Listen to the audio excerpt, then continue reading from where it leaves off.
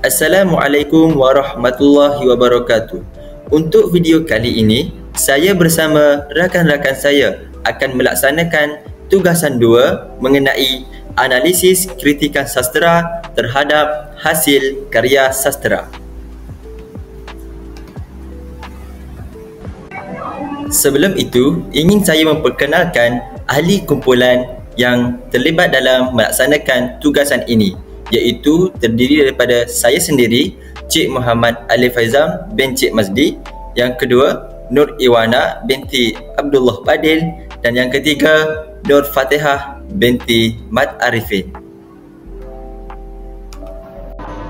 Soalan tugasan, secara berkumpulan anda dikehendaki membentangkan kritikan sastera terhadap hasil karya sastera yang anda pilih dan merumuskan pemikiran yang terdapat dalam karya tersebut.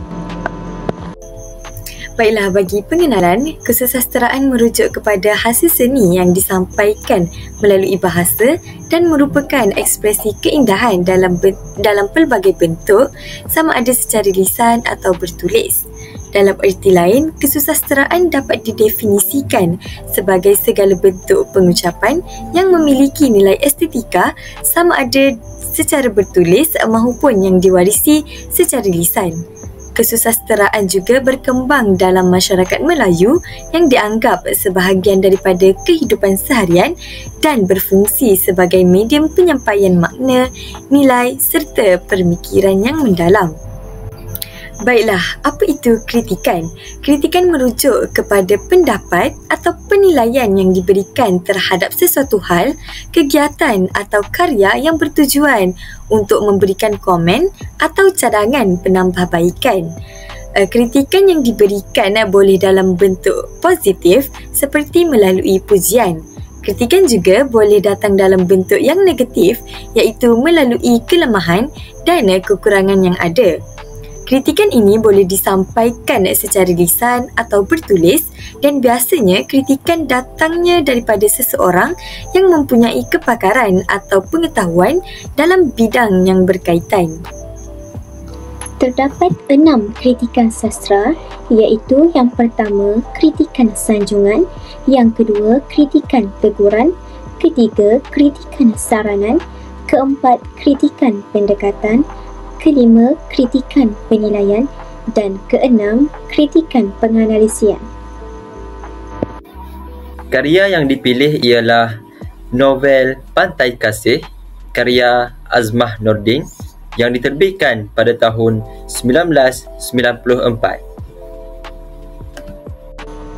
Dalam novel yang kami kaji, iaitu novel Pantai Kasih, terdapat 6 watak utama yang sering ditekankan dalam novel tersebut, iaitu yang pertama Dr. Raiha, yang kedua Dr. Uwang, yang ketiga Dr. Sadis, yang keempat Unang Siron, yang kelima Ayah Raiha, dan yang keenam Sister Felicia Lendosi.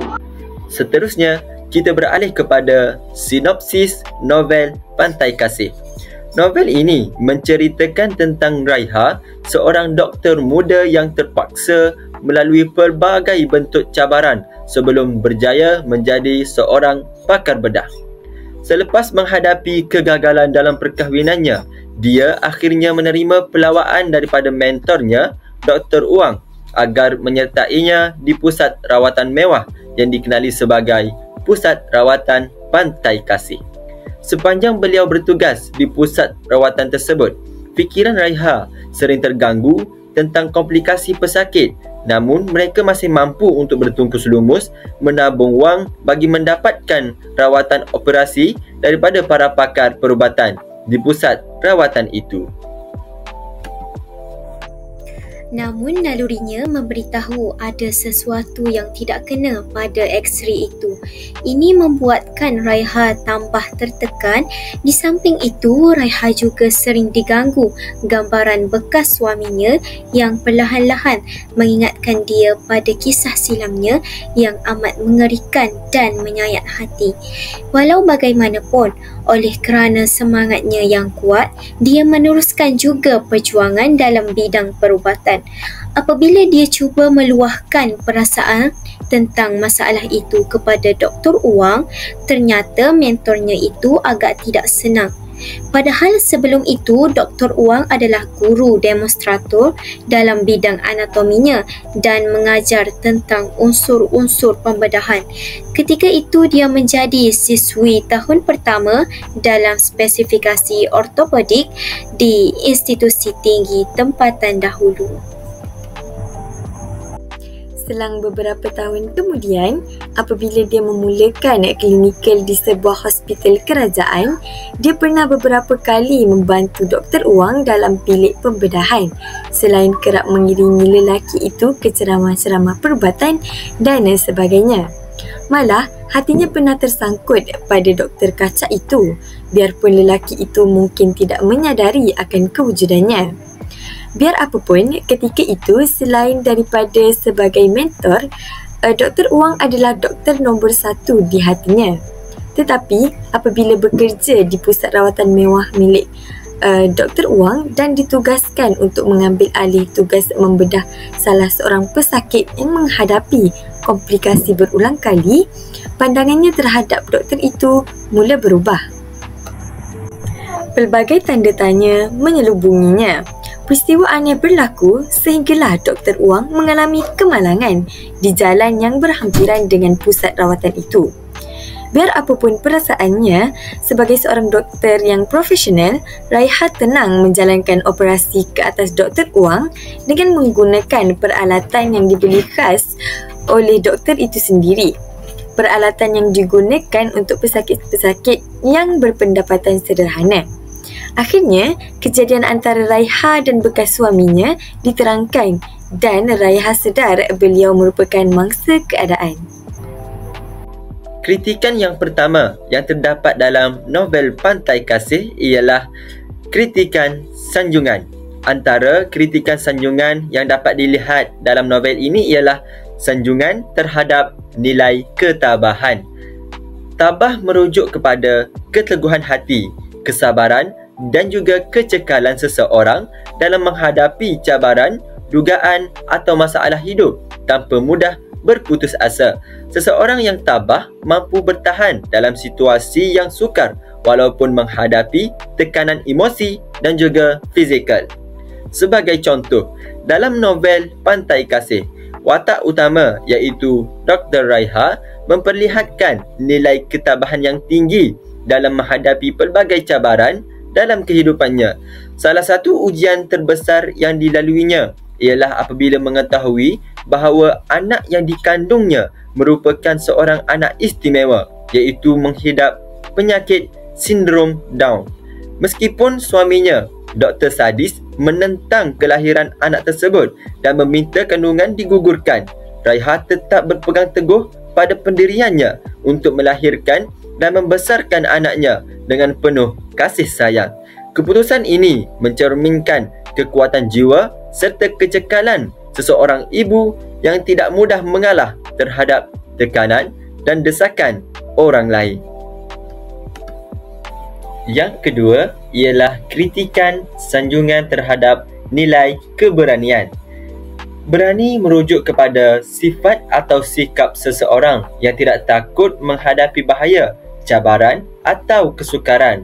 Orang yang berani sanggup mengambil risiko, mempertahankan pendiriannya serta menghadapi sesuatu keadaan yang mencabar tanpa gentar. Sebagai contoh, Raiha berani mempertahankan haknya sebagai seorang ibu dengan menolak permintaan suaminya, Dr. Sadis, yang mahu menggugurkan kandungannya setelah mengetahui bahawa anak mereka mempunyai penyakit sindrom Down. Dan tindakannya itu menunjukkan keberanian dalam mempertahankan prinsip serta kasih sayang seorang ibu terhadap anaknya walaupun mendapat tentangan daripada suami sendiri. Kritikan sanjungan yang ketiga ialah sanjungan terhadap nilai tanggungjawab. Tanggungjawab merujuk kepada kewajipan atau amanah yang perlu dipikul dan dilaksanakan dengan penuh kesedaran serta keikhlasan. Ia mencerminkan sikap seseorang dalam menjalankan tugas atau peranan yang diberikan dengan jujur, dedikasi dan rasa tanggungjawab. Sebagai contoh, watak Raiha menunjukkan nilai tanggungjawab dalam pelbagai aspek kehidupannya, antaranya sebagai seorang ibu yang bertanggungjawab menjaga dan membesarkan anaknya yang menghidap penyakit sindrom Down dengan penuh kasih sayang. Walaupun suaminya, Dr. Sadis, mahu menghantar anak tersebut ke pusat jagaan khas, namun Raiha tetap bertegas untuk membesarkannya sendiri kerana merasakan itu adalah tanggungjawabnya sebagai seorang ibu. Selain itu, sebagai seorang doktor, Raiha juga menjalankan tugasnya dengan penuh dedikasi dan profesionalisme, di mana dia tetap berpegang pada prinsip untuk membantu pesakit dengan sebaik mungkin. Raiha digambarkan sebagai seorang wanita yang bertanggungjawab terhadap anak, tugas dan dirinya sendiri, dan menjadikannya contoh seorang ibu dan doktor yang berdedikasi serta mempunyai prinsip. Kritikan yang seterusnya ialah kritikan teguran. Kritikan teguran yang terdapat dalam novel Pantai Kasih ialah teguran terhadap sikap tidak bertanggungjawab. Sikap tidak bertanggungjawab dalam keluarga boleh membawa kesan negatif yang besar terhadap kesejahteraan ahli keluarga, baik dari segi emosi, kewangan maupun sosial. Apabila seseorang gagal melaksanakan peranannya sebagai ibu, bapa, anak atau saudara, ia boleh menjejaskan keharmonian dan kebahagiaan keluarga. Sebagai contoh, Dr. Sadis digambarkan sebagai seorang suami yang tidak bertanggungjawab terhadap keluarganya, khususnya dalam menyokong isterinya menghadapi cabaran membesarkan anak istimewa. Sikap beliau yang lebih mementingkan diri serta tidak menerima kehadiran anaknya sendiri menunjukkan kegagalan dalam melaksanakan tanggungjawab sebagai seorang ayah dan juga suami. Lebih buruk lagi, tindakannya membakar kereta sehingga menyebabkan kematian anaknya memperlihatkan ketidakmatangan dan kezaliman yang sukar diterima. Kritikan teguran yang kedua yang terdapat dalam novel Pantai Kasih ialah teguran terhadap sikap mementingkan diri sendiri. Mementingkan diri sendiri bermaksud seseorang lebih mengutamakan keperluan, keinginan dan kepentingan diri sendiri tanpa memikirkan perasaan atau kesejahteraan orang lain. Sikap ini boleh menyebabkan seseorang bersikap egois, tidak bertimbang rasa dan mengabaikan tanggungjawab terhadap orang di sekelilingnya. Sebagai contoh, Dr. Sadis jelas menunjukkan sikap mementingkan diri sendiri dalam hubungan dengan isterinya, Raiha, dan anak mereka apabila dia enggan menerima anak yang menghidap sindrom Down serta meminta Raiha menggugurkan kandungan tersebut kerana hanya mementingkan kesempurnaan hidupnya sehingga berasa terpinggir dan enggan menjaga anak itu dan berkeras mahu menghantar ke asrama bagi mengelakkan bebanan serta bertindak melulu dengan membakar kereta dalam keadaan marah tanpa memikirkan keselamatan sesiapa yang akhirnya mengakibatkan kematian anak mereka.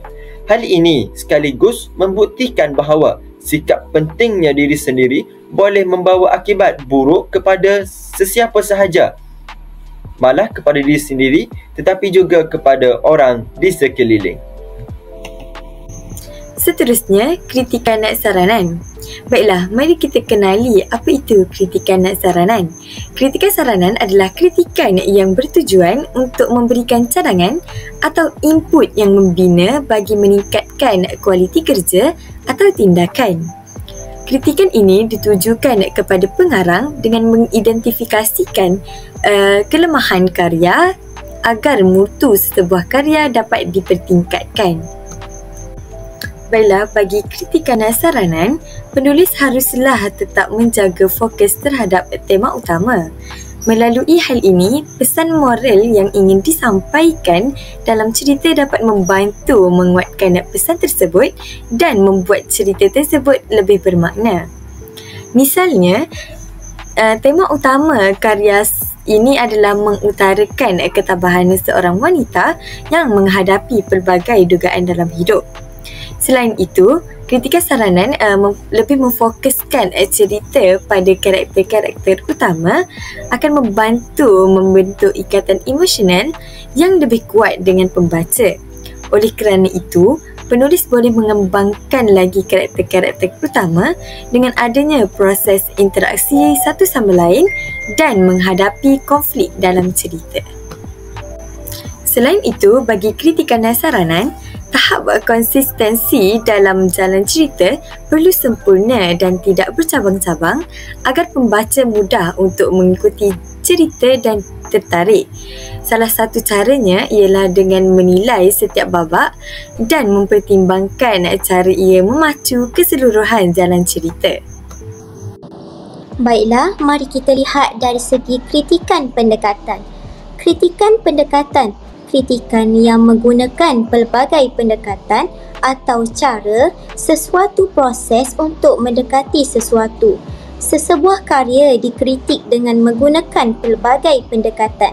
Pemahaman tentang konsep-konsep serta persediaan yang rapi harus dikuasai oleh pengkritik. Pengembangan karakter.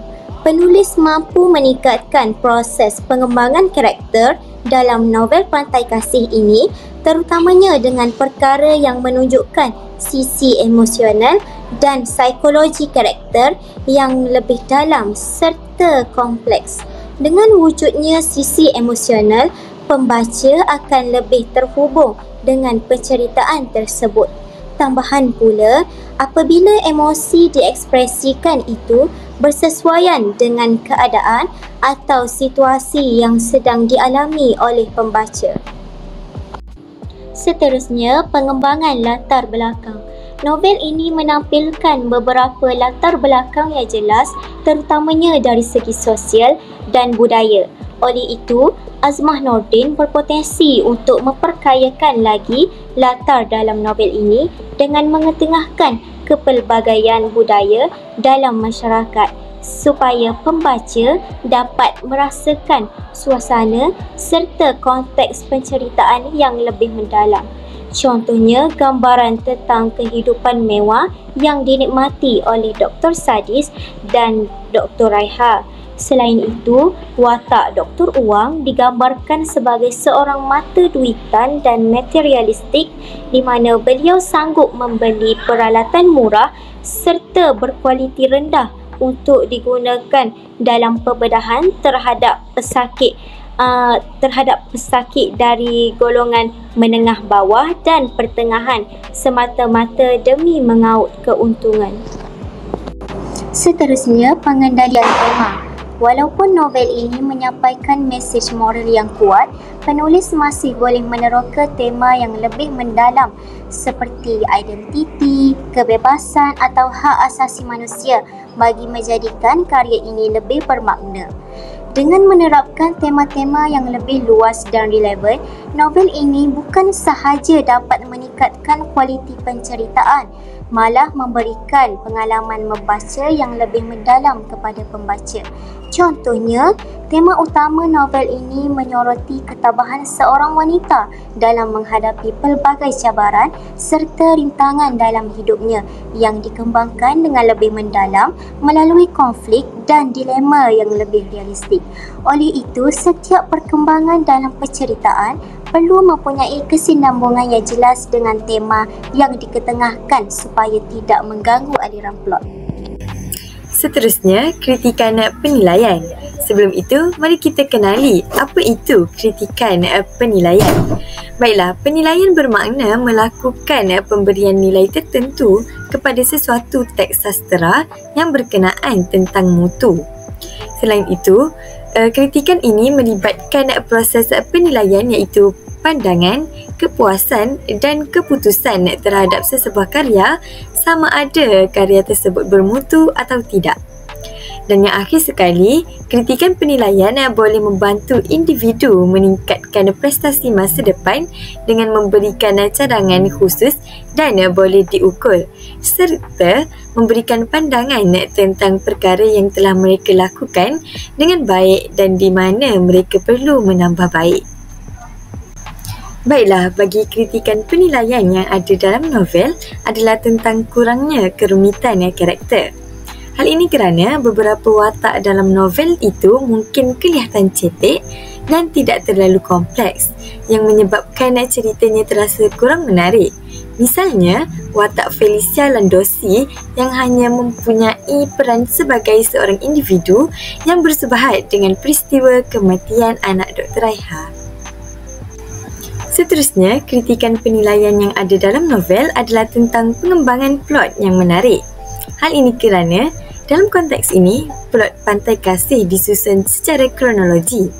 Misalnya, peringkat permulaan pembaca diperkenalkan dahulu dengan watak Raiha yang mengalami konflik setelah meneliti sinar X terbaru milik pesakit Unong Sirong. Raiha turut mengalami konflik jiwa akibat kematian anak tunggalnya.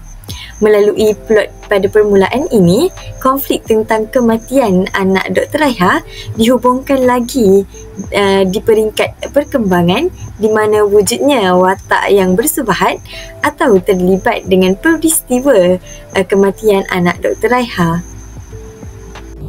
Seterusnya, mari kita lihat kritikan penganalisisan. Dalam konteks ini, penganalisisan merujuk kepada proses menyelidik sesebuah karya sastra bagi memahami keadaan sebenar yang terkandung di dalamnya, termasuk menentukan kedudukan, prestasi atau pencapaian. Apabila seseorang pengkaji atau pengkritik melakukan penelitian terhadap sesuatu genre sastra, mereka sebenarnya sedang melaksanakan tugas penghuraian dan penganalisisan secara sistematik. Dalam proses analisis, pengkritik akan meneliti sesuatu aspek secara terperinci dan mendalam, termasuk bahasa figuratif, struktur permulaan dan pengakhiran sesebuah cerita, motif, citra, watak, pemikiran, perlambangan, nilai, sudut pandangan, aliran serta ideologi yang terselah dalam sesebuah karya. Analisis yang dilakukan secara menyeluruh ini membolehkan pengkritik menilai keunikan serta keberkesanan sesebuah karya dalam menyampaikan mesej dan nilai kepada pembaca. Gaya bahasa. Novel ini lebih cenderung menggunakan bahasa yang mudah dan tidak terlalu kompleks, menjadikannya lebih mudah difahami oleh pembaca. Pemilihan gaya bahasa yang tepat bukan sahaja membantu dalam penyampaian cerita, malah juga menambah nilai estetika dalam penceritaan. Namun begitu, terdapat satu babak dalam novel yang mengandungi kosakata yang kurang sopan, terutamanya dalam adegan yang membawa unsur tidak sesuai seperti babak hubungan intim antara Dr. Raiha dan Dr. Sadis. Penggunaan unsur sebegini mungkin menimbulkan ketidakselesaan kepada sesetengah pembaca, terutamanya golongan remaja, kerana ia kurang bersesuaian dengan norma kesopanan dalam karya sastra yang bersifat umum. Oleh itu, penulis boleh mempertimbangkan pendekatan yang lebih berseni dalam menggambarkan situasi tertentu tanpa perlu menggunakan kosakata yang terlalu eksplisit. Seterusnya, penerangan. Novel ini mengandungi penerangan yang jelas tentang latar dan suasana yang membantu pembaca memahami konteks cerita dengan lebih mendalam. Sebagai contoh, dalam babak yang melibatkan perbualan antara Dr. Raiha dan bapaknya, terdapat gambaran tentang pertentangan pandangan dalam keluarga. Ketika itu, bapaknya menolak hasrat Dr. Raiha untuk menjadi pakar bedah kerana beranggapan bahawa bahawa tugas tersebut hanya sesuai untuk lelaki yang mempunyai ketahanan fizikal dan mental yang kuat. Namun, konflik ini tidak terhenti di situ sahaja kerana penulis turut menguraikan dengan lebih lanjut tentang pergelutan emosi dan cabaran yang dihadapi oleh Dr. Raiha dalam menghadapi pandangan konservatif bapaknya. Penerangan yang mendalam ini bukan sahaja menggambarkan cabaran sosial yang dihadapi oleh watak utama, malah menyerlahkan ketabahan dan keazaman Raiha dalam mengejar cita-citanya. Setelah membincangkan beberapa kritikan yang terdapat dalam novel Pantai Kasih, kita dapat merumuskan pemikiran yang berkait dengan kritikan tersebut. Antaranya ialah pemikiran tentang kasih sayang dan pengorbanan. Seperti dalam watak Raiha yang menunjukkan kasih sayang yang mendalam terhadap anaknya yang menghidap penyakit sindrom Down walaupun mendapat tentangan daripada suaminya, Dr. Sadis, dan dia sanggup berkorban masa serta tenaga untuk membesarkan anaknya sendiri, sekaligus menunjukkan bahawa kasih sayang seorang ibu tidak mengenal batas dan penuh dengan pengorbanan. Yang kedua ialah pemikiran tentang ketabahan dan kecekalan hidup. Sebagai contoh, Raiha menghadapi pelbagai ujian dalam hidupnya, termasuk konflik dengan suaminya serta kehilangan anaknya. Namun, dia tetap tabah meneruskan kehidupan, dan pemikiran ini memberikan inspirasi bahawa kecekalan serta ketabahan mampu membantu seseorang mengatasi setiap dugaan dalam hidup. Seterusnya, pemikiran tanggungjawab terhadap masyarakat. Dr. Raiha menunjukkan tanggungjawab dan etika perubatan apabila gigih menjalankan pembedahan ke-6 ke atas Unong Siron demi mengurangkan penderitaannya. Berbeza dengan Dr. Wang yang mengejar keuntungan, Raiha mengutamakan kebajikan pesakit tanpa mengira latar belakang. Sikapnya mencerminkan keprihatinan dan nilai kemanusiaan sekaligus mengkritik sistem perubatan yang semakin materialistik. Pendekatan moral dan realism sosial boleh digunakan untuk menganalisis peranannya sebagai simbol doktor yang berpegang teguh pada etika profesion. Selain itu, pemikiran keinsafan selepas melakukan kesalahan. Felicia Landosi menunjukkan keinsafan apabila meminta maaf kepada Raiha atas keterlibatannya dalam kejadian kebakaran kereta milik Dr. Sadis yang mengorbankan anak Raiha. Tindakannya mencerminkan kesedaran dan rasa bersalah atas perbuatannya yang membawa kesan besar kepada kehidupan Raiha. Keinsafan ini menggambarkan bahawa manusia mampu berubah dan mengakui kesalahan apabila disedarkan oleh situasi tertentu. Dalam konteks ini, watak Felicia memperlihatkan nilai kejujuran dan tanggungjawab terhadap perbuatan yang dilakukan oleh dirinya. Seterusnya, pemikiran keprihatinan terhadap masyarakat. Dr. Raiha menunjukkan keprihatinan terhadap Emak Unong Siron yang menjaga anaknya dengan penuh kasih sayang.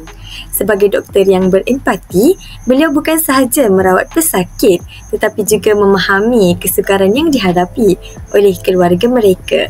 Sikap ini mencerminkan nilai kemanusiaan dan profesionalisme sejati dalam bidang perubatan, selari dengan tema kasih sayang serta kepedulian dalam novel ini. Dan yang terakhir sekali, pemikiran keberanian dalam membuat keputusan, iaitu Dr. Raiha menunjukkan keberanian apabila mengambil keputusan untuk menjalankan pembedahan terhadap Unong Siron demi memuaskan hati semua pihak yang terlibat. Sebagai seorang doktor, beliau berani memikul tanggungjawab besar serta menghadapi tekanan daripada pelbagai pihak. Keberanian ini bukan sahaja membuktikan keteguhannya sebagai seorang profesional, tetapi juga menunjukkan komitmennya dalam memberikan rawatan terbaik kepada pesakit walaupun berdepan dengan cabaran dan dilema etika perubatan.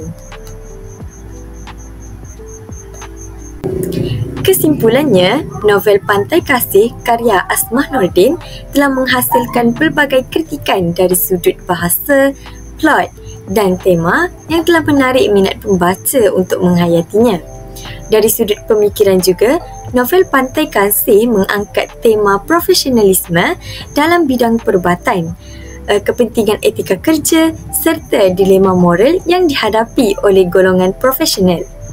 Novel ini juga mengetengahkan isu-isu psikologi dan emosi yang dialami oleh individu dalam bidang kerja yang mencabar. Hal ini telah memberi kesan kepada pembaca dari sudut pengajaran yang menyentuh hati dan penggunaan bahasa yang betul. Baiklah, ini sahaja perbincangan daripada kami. Sekian, terima kasih.